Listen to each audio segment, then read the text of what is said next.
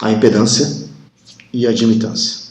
Nós já vimos que na notação fasorial, as relações entre corrente alternada com os diferentes elementos de circuito, né, nós vimos o seguinte: o fasor V ele pode ser escrito como V igual a RI, né?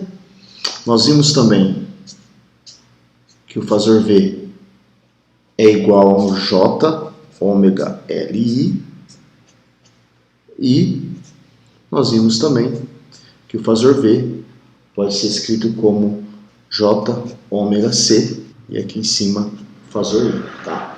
Essas equações, né, que relacionam a tensão com a corrente. Delas nós podemos escrever o seguinte: o fasor V dividido por fasor I, ele é igual a resistência. O fasor V dividido pelo fasor I, ele é igual a J ômega L. E o fasor V dividido pelo I pode ser escrito como 1 sobre J ômega C. Ok? Dessas três equações, nós podemos escrever a lei de Ohm na notação fasorial. Tá? Essas três equações, ela diz o seguinte: V dividido por I é igual a um valor. No resistor é o R, no indutor J ômega L, no capacitor 1 sobre J ômega C.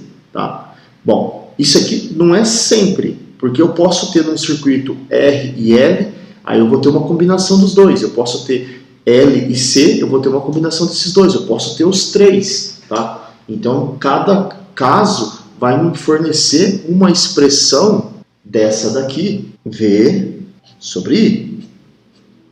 Tá? Cada circuito pode me fornecer um Z diferente. Quem é esse Z aqui? Esse Z, ele é um valor que depende da frequência, só não vai depender da frequência no caso de um circuito resistivo. Tá? Então, é um valor que depende da frequência, tá? E ele é conhecido como impedância. Ok? Esse é o valor. E a unidade de impedância é o ohm, assim como para resistor. Então, a impedância, ela é a razão fasorial entre a tensão e o I. E o que representa essa impedância? Tá? A impedância, pessoal, ela representa a oposição que um circuito oferece ao fluxo de uma corrente alternada. Isso que representa essa impedância. Bom, como nós vimos aqui, né, é uma razão entre dois fasores, ela me dá a impedância, ela será decomposta, né? Como que seria essa impedância? De uma forma geral, a impedância ela vai ser uma parte resistiva mais uma parte reativa. Essa reativa aqui, repara que ela tem a parte imaginária. Olha, no caso do indutor tem a parte imaginária, no caso do capacitor tem a parte imaginária.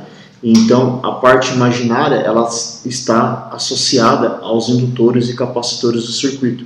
Nós podemos escrever, né, graficamente, né, a impedância dessa maneira, onde aqui no eixo real nós vamos ter a resistência e aqui no eixo imaginário nós vamos ter a reatância. Esse valor pode ser positivo ou negativo, né? Se ele for positivo, é referente a um indutor. Se ele for negativo, é referente a um capacitor. Nós vimos que a impedância Z, né?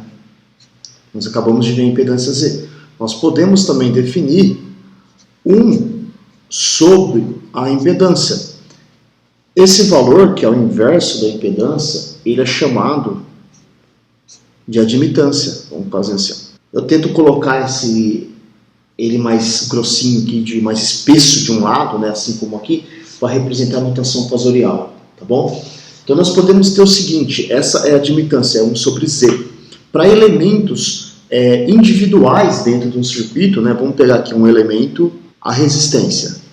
Para a resistência, nós vamos ter que a impedância Z é igual a R e a admitância ela é igual a 1 sobre Z, logo 1 sobre R. Podemos ter também o elemento indutor. A impedância de um indutor é um J ômega L. A admitância vai ser igual a 1 sobre J ômega L. E por fim, podemos ter o capacitor. A impedância de um capacitor é 1 sobre J ômega C. A admitância de um capacitor é igual a J ômega C. Tá? Cada um dos casos, a gente escolhe qual é a melhor forma que você quer escrever. Você quer escrever em termos da admitância ou em termos da impedância. Então daqui, nós podemos escrever o seguinte. Vamos pegar esse valor aqui, a impedância relacionada ao indutor. Tá?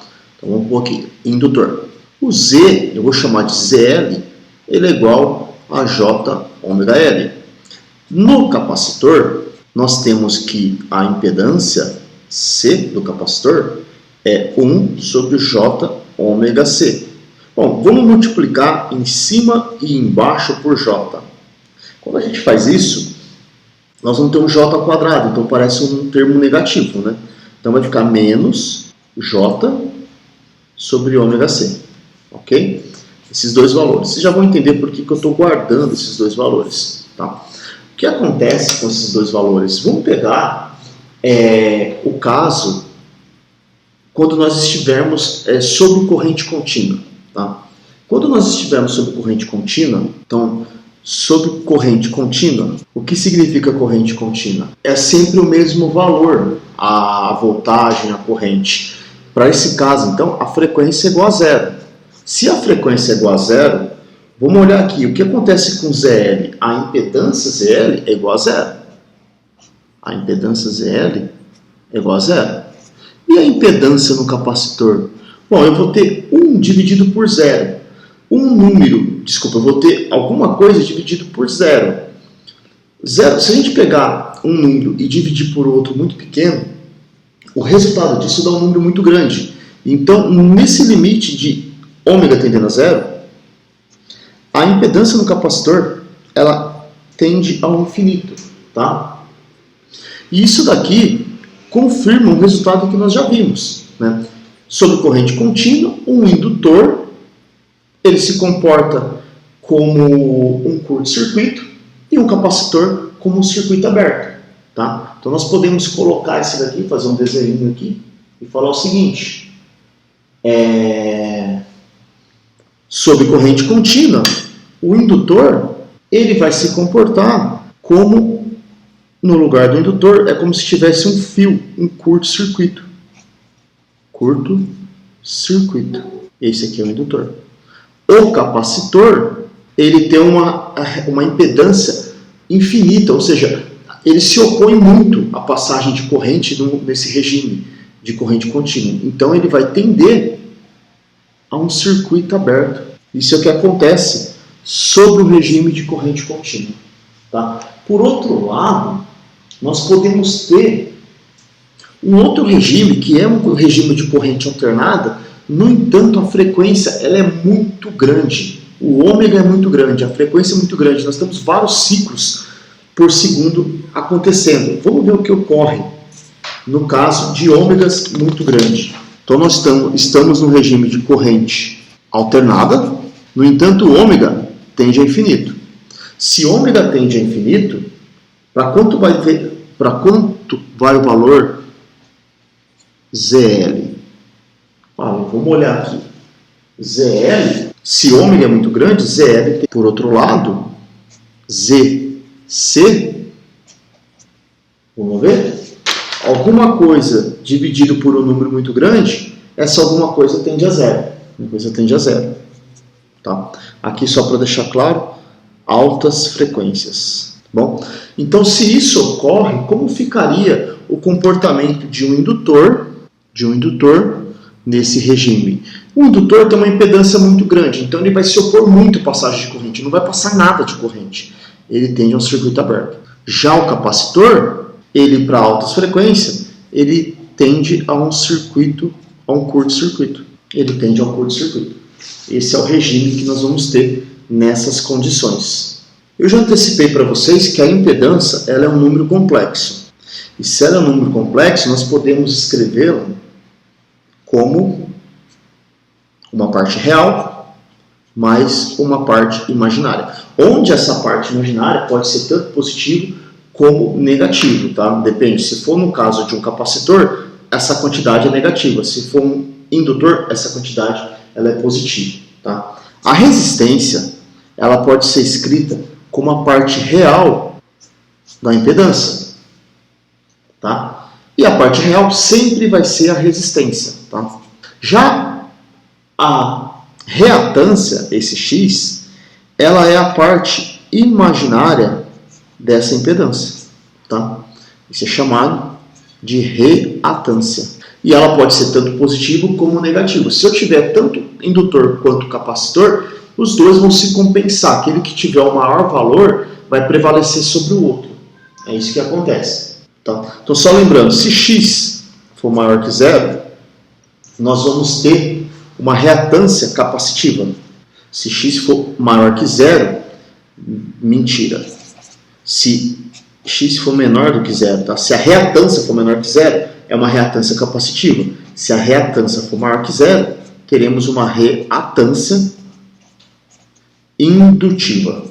Podemos ter esses dois casos, tá? E se isso aqui também é um número complexo, né, como nós já vimos, né, podemos representar ele de uma forma geral, né, dessa maneira aqui, onde aqui é o módulo de Z. Vamos dar um ângulo θ aqui, tá? Aqui vai ser a parte real, aqui a parte imaginária, né? Então, a impedância Z, ela pode ser escrita também na sua forma polar, né? Dessa maneira, com uma fase θ. Se ela pode ser escrita na forma polar, ela também pode ser escrita na sua forma exponencial, tá? Então, a gente pode ter esses dois resultados aqui. Então, a gente pode generalizar, né? Aqui, nosso desenho, podemos deixar ele mais completo, falando que a a impedância é igual à parte real mais uma parte imaginária, que por sua vez é igual ao módulo de Z, né? O Z aqui é o módulo do fasor Z, com uma fase θ que a gente pode calcular, tá? Onde o módulo de Z, pela figura que a gente acabou de fazer, né, ele vai ser a raiz quadrada, R ao quadrado, mais a parte reativa também ao quadrado. E o θ, nós sabemos que ele vai ser o arco tangente do cateto oposto sobre a hipotenusa. É isso que dá aqui. Bom, podemos decompor, né, daquela figurinha do complexo, né, que a parte real ela vai ser igual ao módulo de Z cosseno de θ, e a parte reativa é igual ao módulo de Z seno de θ, tá bom? É isso aqui que está acontecendo aqui. Como eu já antecipei para vocês, algumas vezes é interessante a gente trabalhar com o inverso da impedância, tá? Que seria a admitância. E a unidade de admitância, ela é o Siemens, simbolizado pela letra S, ok? Então, nós temos o quê? Que a admitância ela é igual a 1 sobre a impedância. Pela definição de impedância, ela vai ser a corrente, né, o fasor corrente, sobre o fasor tensão. A impedância, assim como a impedância, nós temos uma parte real e uma parte imaginária da admitância. A admitância ela é escrita como uma parte real, G, que é a condutância, nós já vimos isso daqui, e uma parte imaginária, a gente chama de B, que é a susceptância. Tá? Essa aqui está relacionada à parte reativa do circuito. Okay? Então essa aqui é a parte real, essa aqui é a parte imaginária. Vamos escrever isso e tentar comparar com termos de resistências e reatâncias no nosso circuito. Nós temos então que essa quantidade aqui, G, condutância, mais a susceptância, ela pode ser escrita como 1 sobre Z, né? Mas quem é o Z? O Z não é a parte real mais a parte reativa? Tá? É esse que é o Z. O que eu vou fazer? Eu vou multiplicar aqui ambos os lados aqui, vou multiplicar e dividir pelo complexo conjugado, porque aí eu vou tirar essa parte... Aí nós vamos tirar a parte imaginária do denominador, tá? Então, se eu quero multiplicar para fazer essa fatoração, né?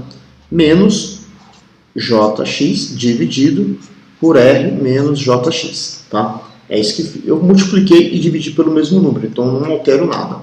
Então vamos continuar aqui. Então a condutância mais J susceptância vai ser igual a R menos Jx. Aqui, ó, esse termo vezes esse vai dar R ao quadrado, tá?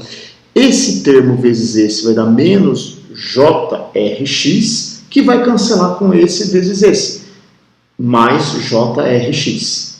Quando eu multiplicar, então, ó, vamos abrir aqui, ó, esse vezes esse vezes esse aqui. Esse vezes esse cancela com esse vezes esse. Só que nós temos ainda esses dois aqui. Vai ficar menos j ao quadrado, x ao quadrado. Menos j ao quadrado é menos 1. Com menos também fica positivo. Então vai ficar mais reatância ao quadrado.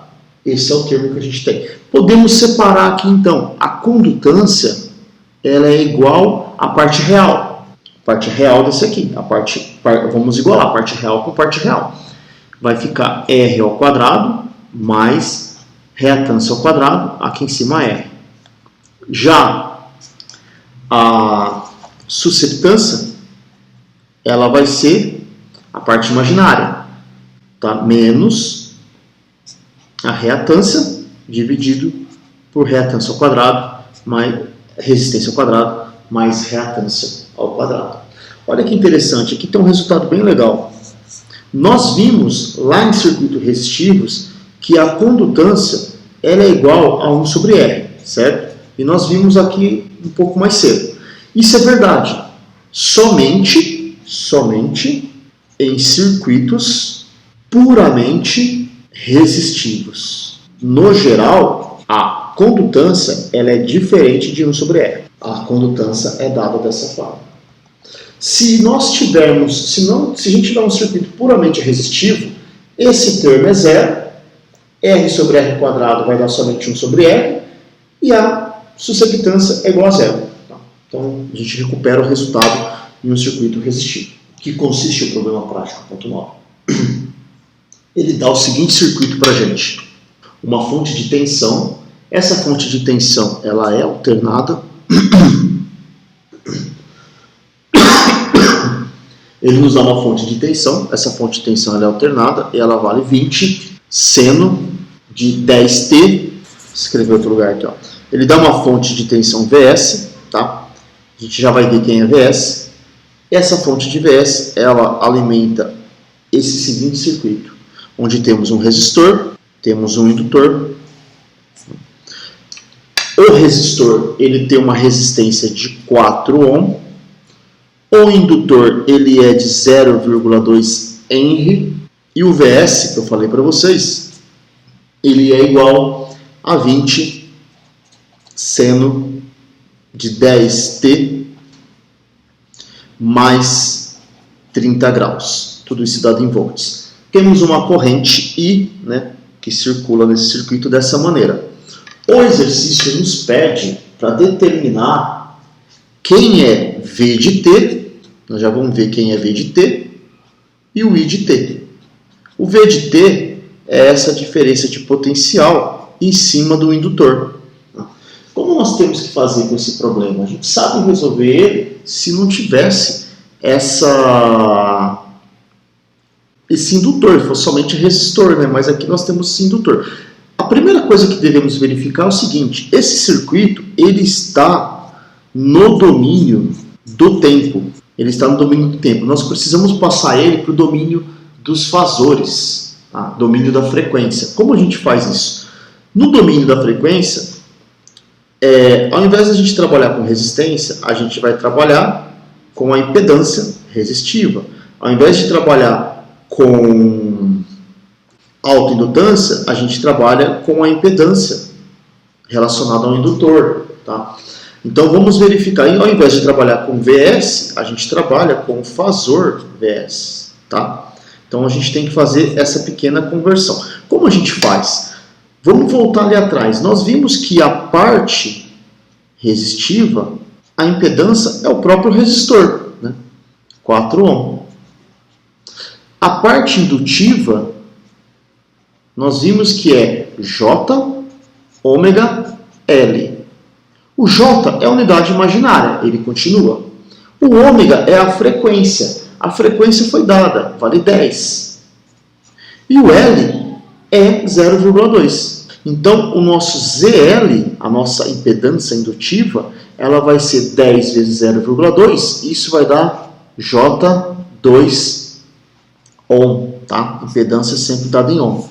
E o fasor VS, nós vimos que ele é escrito como uma amplitude mais uma fase. Podemos redesenhar o nosso circuito agora. Redesenhando o circuito. Vamos ter aqui uma fonte, VS. Aqui eu vou mudar o desenho ZR. E aqui também. Não precisaria, tá, mudar esse desenho não, tá? Poderíamos deixar como o desenho original, onde o ZR é igual a 4 e esse daqui é igual a J2 ohms. Okay? Como a gente pode achar a corrente I aqui? Porque ele quer que a gente calcule esse V de T aqui, esse V. Bom, uma informação que ainda nos foi passada, mas ela é muito importante, é a seguinte: as impedâncias ZR, ZL, ZC, as impedâncias se associam como as resistências. O que significa? Que a impedância equivalente desse circuito não está em série. Vai ser ZR mais ZL. Quanto vale ZR? 4. ZR. Quanto vale ZL? Mais J2. Tudo isso dado em ohm. Tá?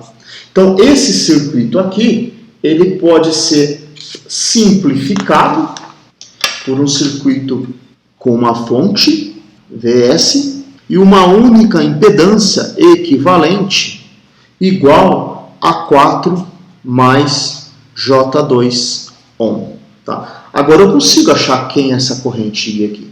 Por quê? A corrente I, desculpa, é o fasor corrente I, tá? Aqui também. É o fasor corrente I. Eu consigo achar essa corrente I. Por que eu consigo achar? Porque eu sei que V é igual a impedância vezes I. Se eu quero encontrar o I, basta pegar o V e dividir pela impedância, tá? Quanto vale V? Nós já vimos ali, 20 com uma fase de 30. Então, o I aqui vai ser igual a 20 com uma fase de 30 dividido por Z. Só que o Z, eu estou fazendo uma divisão, não estou?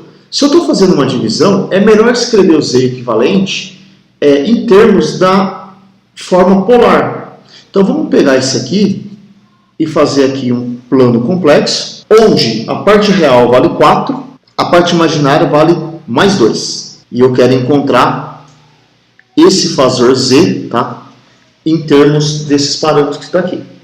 Como que fica esse fasor V em termos desses parâmetros? O módulo de Z ele é igual à raiz da parte imaginária ao quadrado mais a parte real ao quadrado. Tá? Parte real ao quadrado mais parte imaginária ao quadrado. O módulo de Z vai ser igual A4 ao quadrado 16, com mais 2 ao quadrado dá 20. Fazendo essa conta aqui, isso vai nos dar 4, aproximadamente, tá, pessoal? 4,5. Quanto vale o θ? O θ é o arco cuja tangente vale cateto oposto sobre hipotenusa, 2 sobre 4. Fazendo essa conta aqui, a gente vai ter um θ de 26,6 graus. Portanto, esse número complexo aqui, ele pode ser escrito como 4,5 com uma fase de 26,6 graus. Tá? Isso é dado em ohm, não podemos esquecer. Então, vamos vir aqui, 4,6 com uma fase de 26,6 graus. Bom, nós sabemos que a notação polar, ela também pode ser escrita na notação exponencial, onde dá 20 elevado a J30, dividido por 4,6 elevado a J 26,6. Tá? Então, eu vou ter essa divisão, tá? Essa divisãozinha aqui, 20 por 4,5, isso dá 4,4, e aqui eu vou ter elevado a J 30 menos 26,6. Tudo isso dado em graus. Portanto, o fasor I ele é igual a 4,4 elevado a J 3,4. Ou na notação polar, 4,4 com uma fase de 3,4 graus. Olha, vamos pensar. O problema ele pediu para a gente calcular quem? O Izinho de T e o V de T. Não os fasores, tá? Então é interessante pegar essa quantidade aqui e escrever na notação sobre o domínio do tempo. No domínio do tempo, é o I de T, vai ser igual à amplitude, 4,4. A gente vai lá no início e olha, ó, como foi dado o VS? O VS não foi dado em função de seno. Então aqui eu vou ter seno, a mesma frequência angular, 10T, mais a fase, 3,4 graus.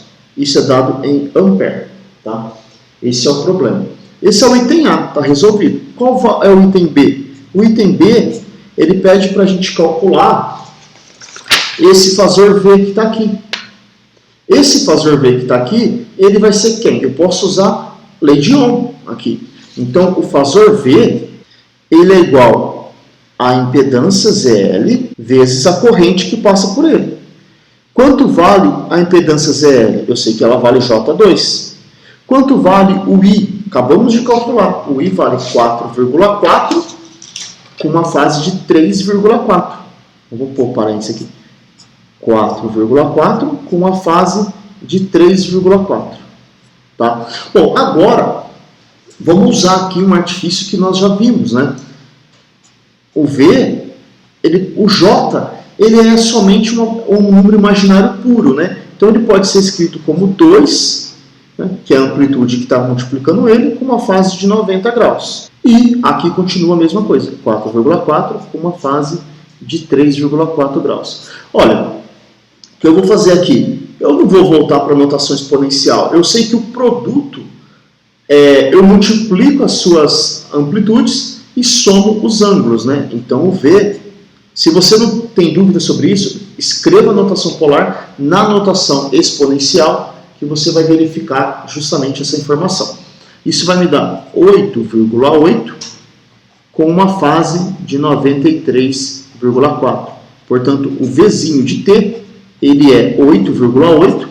O exercício inicial nos informou em função de um seno, 10T mais 93,4 graus. Lembrando, quando nós deduzimos fasores, nós deduzimos com a parte real da notação de Euler, lembra? Em função dos cossenos. Mas eu disse lá atrás que se nós fizermos para a parte imaginária, é o mesmo resultado. Repara que a gente está trabalhando com seno e eu não precisei fazer toda aquela dedução de novo, porque ela é válida. Um seno eu também posso escrever na notação fasorial. Tá? É como se eu estivesse tomando a parte imaginária. Então a gente chegou no resultado final do nosso problema. Tá? O exercício pediu para a gente calcular o Vzinho de T e o Izinho de T. Então a gente calculou ele. Se ele pedisse para calcular os fasores, a gente pararia aqui. Tá? Para encerrar essa parte, vale lembrar todas as leis que nós vimos anteriormente. Quais leis? Lei de Kirchhoff para a tensão, lei de Kirchhoff para as correntes, associações, vamos colocar aqui, técnicas de redução de circuitos. Lei de Kirchhoff para tensão, lei de Kirchhoff para corrente, as técnicas de redução de circuito. Eu mostrei aqui que as impedâncias elas se associam da mesma forma que os resistores, tá? Então, se eu tenho uma impedância no meu circuito, eu somo em série, eu somo essas impedâncias. Se estão em paralelo, eu faço da mesma forma que os resistores.